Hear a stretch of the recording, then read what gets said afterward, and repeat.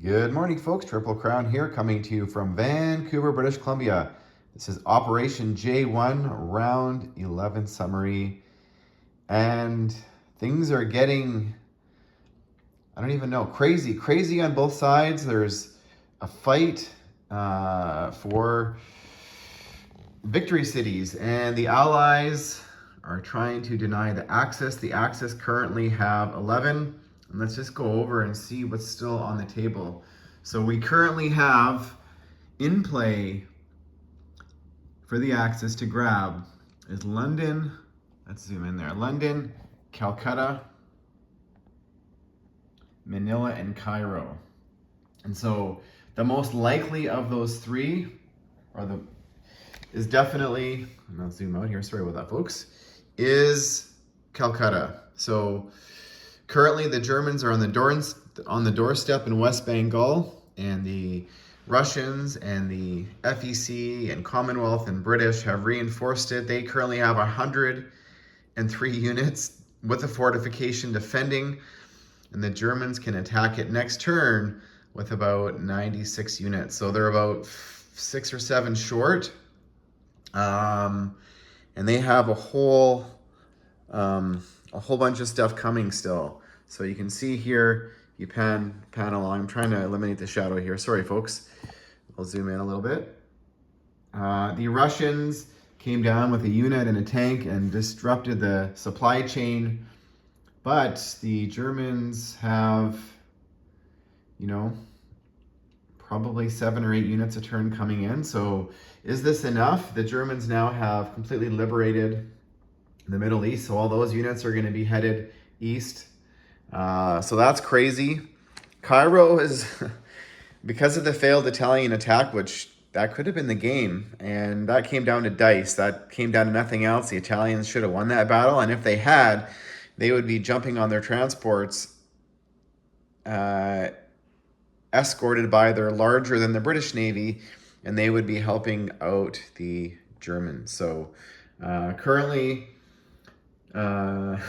sitting in Cairo, there's about 30 British units, and beside Cairo is about 22, maybe 25 Italian units. Italy was so worried that the British were going to counterattack, they built a fortification last turn.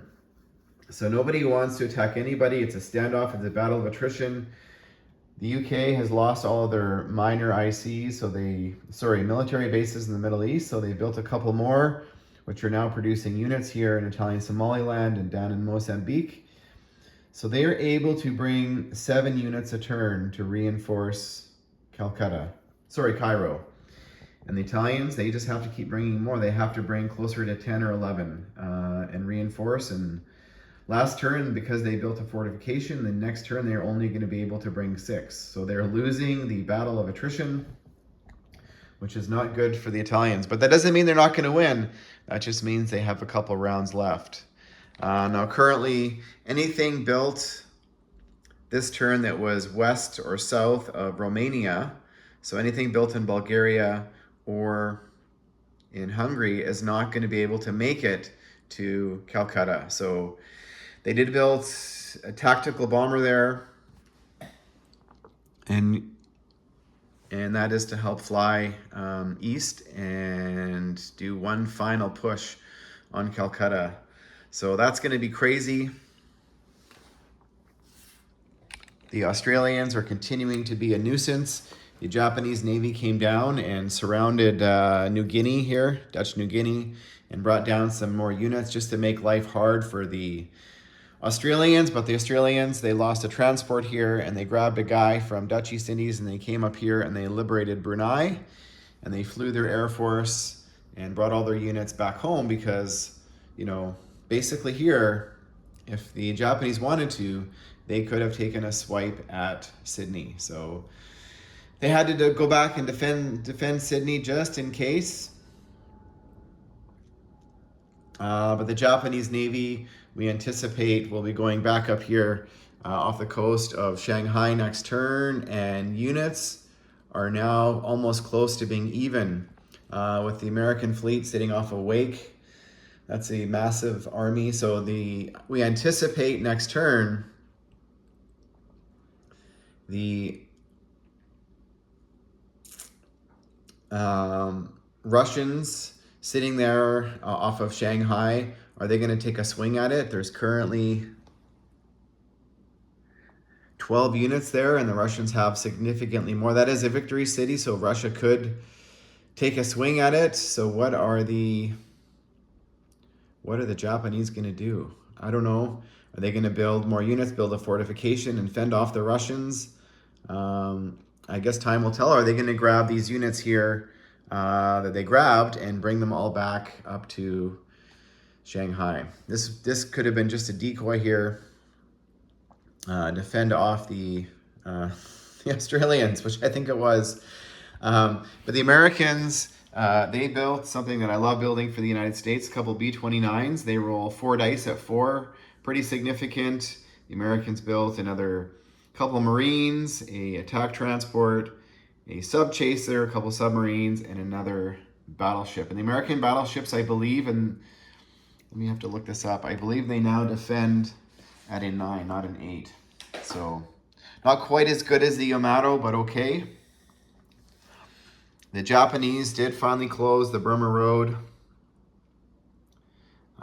just to put pressure on the FEC.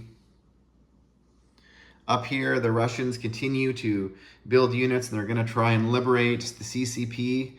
They sent a train over here east to reinforce some infantry to capture some of these mainland Chinese territories. China's now currently sitting at 11 with the Burma Road closed.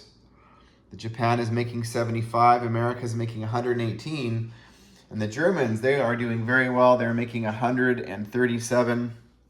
They built another Bismarck last turn and 7 more submarines. So what are they going to do? They are continuing to go to the convoy zone boxes, but they are losing. Currently, the only one they have occupied is here in just off the coast of Brazil. America did build a couple carriers last turn and another fighter. So what's going to happen here? This is a big standoff in the Atlantic. Are we going to see a showdown? Because it's a combined Allied Navy, they are better on defense. They would have to split up to attack, which would not be advisable. So are the Germans going to attack? The problem here is some of their coastal ships will not make it. So they've got 2 coastal submarines here, 2 coastal battleships. So yeah, as good as they are when they're free, sometimes they're not that useful. So we'll see what happens going into round 12. Thanks for watching, folks. Stay tuned.